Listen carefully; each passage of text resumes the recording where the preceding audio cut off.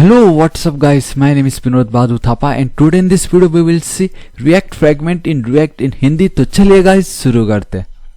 बताना चाहूंगा गाइस आज मेरा ये 8वां वीडियो होने जा रहा है on react JS tutorial in Hindi in 2020 and इस प्लेलिस्ट का लिंक मैं नीचे डिस्क्रिप्शन एंड कमेंट सेक्शन में आपको फॉरवर्ड करा दूंगा, जरूर चेकआउट कीजिएगा। ऑलराइट गाइस, तो देखिए आज का वीडियो बहुत ही ज्यादा इंपॉर्टेंट है एंड ये वही कोड है गाइस जो मैंने आपको प्रीवियस वीडियो में बताया था कि हम किस तरीके से मल्टीपल JSX एलिमेंट्स का यूज कर सकते हैं इनसाइड और रेंडम मेथड। एंड हमने दो तरीके देखे थे, एक था by using div and then second हमने समझा था कि अगर आपका वर्जन 16 से ऊपर हो तो आप एरे ऑफ एन एलिमेंट्स का भी यूज कर सकते हो। लेकिन मैं आपको एक चीज दिखाना चाहूंगा and that is react dot fragment. लेकिन उससे पहले क्यों आज हमें रिएक्ट डॉट फ्रैगमेंट देखना वो मैं आपको बताता हूँ। इसको रिफ्रेश कर देता हूँ, आउटपुट एकदम सही है, कोई प्रॉब्लम नहीं है अभी तक। अगर मैं चलता हूँ, ठीक है, हम ऑलरेडी एलिमेंट्स पे आ चुके हैं एंड अगर मैं आपको डीप दिखाऊं, ठीक है, यहाँ पे इसको मैं जूम कर देता हूँ और थोड़ा सा जूम कर देता हूँ एंड आई थिंक आप लोगों को गाइस क्लियर दिख रहा है। जहां पे मैं आपको दिखाऊं तो गाइस ये मेरा deep id is equal to root, ये बेसिकली index.html में ये वाला जो दिखाई दे रहा है यहाँ पे कुछ है, एम्प्टी है ना ये, तो एक सेकंड, ये कुछ ऐसा है बेसिकली है। यहाँ पे आपको कुछ दिख रहा है? कुछ नहीं है, सिर्फ एक div है एंड जो भी अब इस div के अंदर आ रहा है वो बेसिकली मैं यहाँ से उसको सेंड कर रहा हूँ, है कि नहीं। तो आप देख सकते हो कि उस डिप के अंदर जब मैं इसको सेंड करता हूं तो हमारे कंसोल पे एक्चुअल में हमारा जो HTML का जो पार्ट होता है उसमें आप देख सकते हो उस डिप के अंदर we have h1 paragraph and then h2 जो कि एकदम परफेक्ट है, कोई प्रॉब्लम नहीं है। लेकिन आप में से बहुतों ने आप में से नहीं, हमने बहुत बार देखा है कि गाइस जब हम इस तरीके से div यूज करते हैं, ठीक है, अभी तो मैं क्या यूज कर रहा था, एरे ऑफ एन एलिमेंट्स, लेकिन हम में से बहुत लोग div यूज करते हैं इस तरीके से, ठीक है।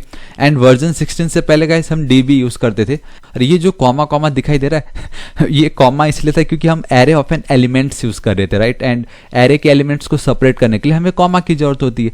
लेकिन अगर इसको मैं div के इनसाइड अगर लिखता हूं और एज इट इज रखता हूं तो गाइस वो प्रॉपरली रन हो रहा है। लेकिन हमें देखो यहाँ पे कॉमा दिखाई दे रहा है जो कि बहुत फालतू दिखाई दे रहा है बेसिकली।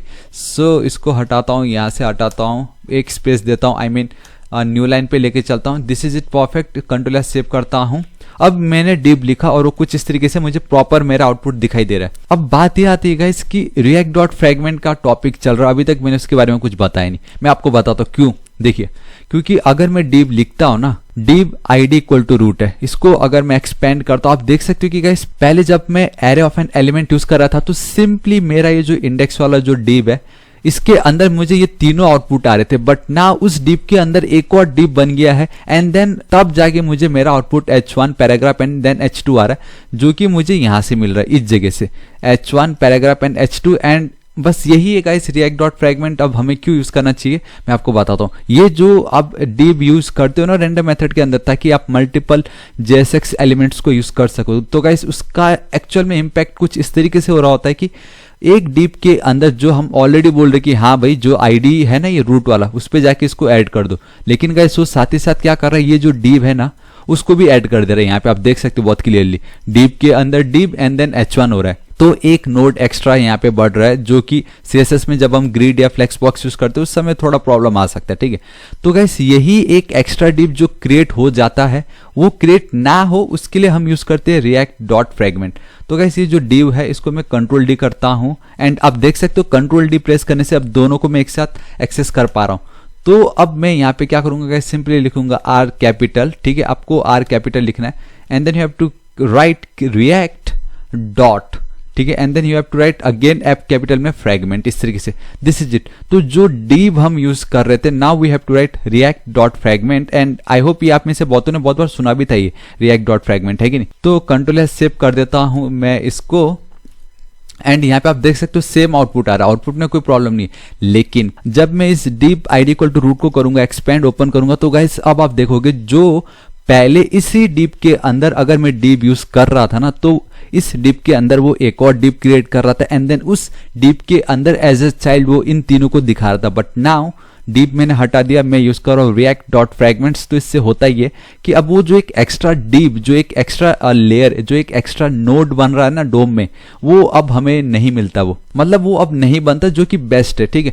तो गाइस अब आपके माइंड में आ रहा है कि रिएक्ट डॉट फ्रैगमेंट यूज करूँ कि div यूज करूँ कि array of N elements use करूँ कि गाइस मैं बताता हूँ, आप simply React dot fragment use कीजिए क्योंकि इसके फायदे हैं you know, and that is कि guys it is little bit faster अगर हम कंपेयर करते हैं डीप से, क्योंकि एक एक्स्ट्रा नोड नहीं क्रिएट हो रहा है, राइट। डीप में एक डीप क्रिएट हो रहा था बट यहाँ पे वो एक एक्स्ट्रा नोड क्रिएट नहीं हो रहा, तो इट्स थोड़ा बहुत फास्टर देन आपका डीप वाला जो मेथड हम यूज करते हैं यहाँ पे। And then second it's consume थोड़ा सा less memory as compare to div. Obviously अगर एक ज़्यादा होता तो थोड़ा सा और मेमोरी यूज़ करता, एंड अगर हम एक डिव के अंदर एक और डिव यूज़ करते तो वो थोड़ा सा टाइम कंज्यूमिंग हो जाता, थोड़ा सा प्रॉब्लम बढ़ सकता। तो वो सबको एलिमिनेट करने के लिए वो use react dot fragment. But मैंने आपको बताया ना कि गाइस जब हम, आपको याद है जब हम एडवांस जावास्क्रिप्ट में क्लासेस हम पढ़ रहे थे उस समय हमने देखा कि हम क्लासेस का भी यूज कर सकते हैं जावास्क्रिप्ट में, जो कि एक्चुअल में क्लासेस जैसा था ही नहीं, वो बस फंक्शनल कंपोनेंट का एक सिंथेटिक सुगर कहलाता था। तो उसी तरीके से ये जो रिएक्ट फ्रैगमेंट आप लिखते हो,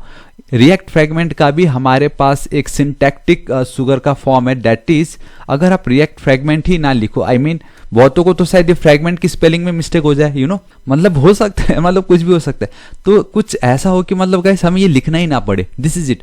मतलब सिंपली रिएक्ट डॉट फ्रैगमेंट हटा दो, ये जो और ये जो दिखाई दे रहा है सिंपल अगर मैं इतना ही लिखता हूँ, ठीक है, सिर्फ अगर मैं इतना ही लिखूँ, कंट्रोल एस सेव करूँ एंड ब्राउजर पे चलता हूँ तो बूम गाइस आप देख सकते हो फिर भी हमें सेम आउटपुट आ रहा है। So this is it guys, आज इस वीडियो के लिए इतना ही, जहां मैंने आपको बताया what is react dot fragment, and basically सिर्फ रिएक्ट डॉट फ्रैगमेंट बताया नहीं, मैंने ये भी बताया कि क्यों हमें वो यूज करना चाहिए था और वो वर्जन 16 में क्यों रिलीज किया गया था, ठीक है। क्योंकि अगर हम पहले डिव यूज करते तो वो डिव एक एक्स्ट्रा लेयर में ऐड कर रहा था बट नाउ अब हमने देखा रिएक्ट डॉट फ्रैगमेंट एंड उसका एक सिंटैक्टिक सुगर फॉर्म भी है, जहां पे मैं सिंपली इस तरीके से भी लिखता हूं तो भी ये रिएक्ट डॉट फ्रैगमेंट का ही काम कर रहा है, ठीक है। So guys this is it, आज इस वीडियो के लिए इतना ही, एंड आई रियली होप आपको वीडियो बहुत पसंद आया होगा एंड आपके सारे डाउट क्लियर हो गए होंगे। तो मैं बताना चाहूंगा गाइस मैं डेली ऐसे ऑसम वीडियोस क्रिएट करता रहता हूं, तो अभी तक अगर आपने मेरे चैनल थापा टेक्निकल को सब्सक्राइब नहीं किया तो गाइस प्लीज सब्सक्राइब कर लीजिएगा। राइट साइड में एक रेड कलर का बेल आइकन, एक घंटी दिखाई देगा, हिट कीजिए, क्लिक कीजिए ताकि आप डेली ऐसे ऑसम वीडियोस को मिस ना करें। एंड कुछ भी डाउट हो तो बेफिक्र होकर नीचे कमेंट कीजिए, मैं आपकी जरूर हेल्प करूंगा। So till then guys, thank you so much, take care.